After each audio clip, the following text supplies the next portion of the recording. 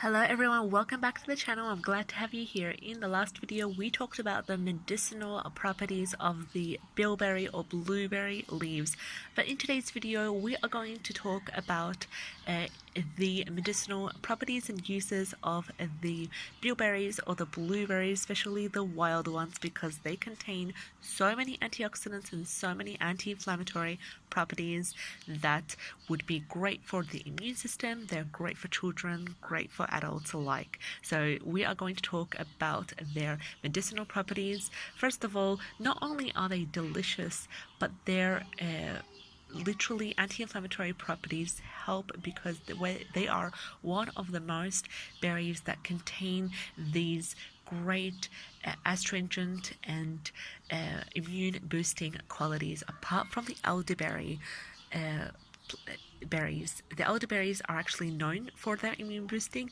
The bilberries are great because they can help with so many different conditions, and we are going to talk about the ways to use them in this video. So when eaten fresh, it is actually advised to eat a large bowl of the whole fresh berries. You can add some honey if you want, or a sweetener of your choice, and also the milk of your choice. And you can also use nut milks. Nut milks are great, and you can add some cream and enjoy them as a delicious healthy sweet dessert. So just put them in a bowl, add the fresh berries, some cream, some sweetener of your choice, and enjoy. Another way you can use them is to make juice, because the unsweetened juice of the blueberries is the most effective for diarrhea as well as many other conditions, and you can take medicinally in 10 ml doses, the unsweetened concentrated form of the juice. Another way you can use the bilberry is to do a deconcoction or decoction of it. Sorry for the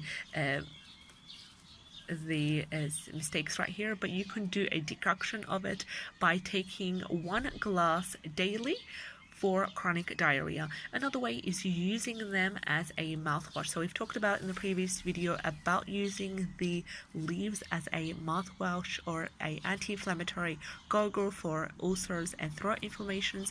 You can do the same with the blueberries or the bilberries and use it as a mouthwash, as in use the diluted juice for ulcers and gum inflammations as well. And another way is to dilute the juice with an equal amount of witch hazel to make a cooling lotion for sunburn and skin inflammations. So the bilberries actually contain a pigment believed to kill bacteria and inhibit the growth of bacteria, and this is especially important or especially useful for people who suffer from chronic diarrhea, also chronic stomach upset as well, which is caused by microorganisms such as dysentery.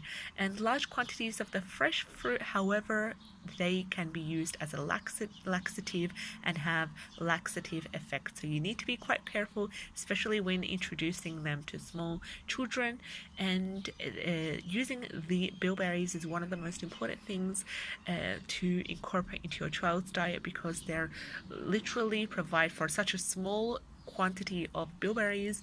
They provide such great healing properties and anti-inflammatory and antiseptic elements to them, and they are best to be harvested in the late summer and the early autumn. So we have come here in Finland in the late summer, and we have found the bilberries growing in the wild, and we are quite lucky and fortunate to have these. So if you guys have access to wild bilberries, go ahead and make sure that the area that you are harvesting from, it's legally okay for you to harvest and it doesn't belong to someone else's property, and use the bilberries as well as the leaves to make great medicine that you can use throughout the year. I hope you found this video helpful. If so, and you are new to the channel, like, share and subscribe in order to support us in making much more better quality content. We'd love to have you on board. Take care. Have a great day. Bye bye.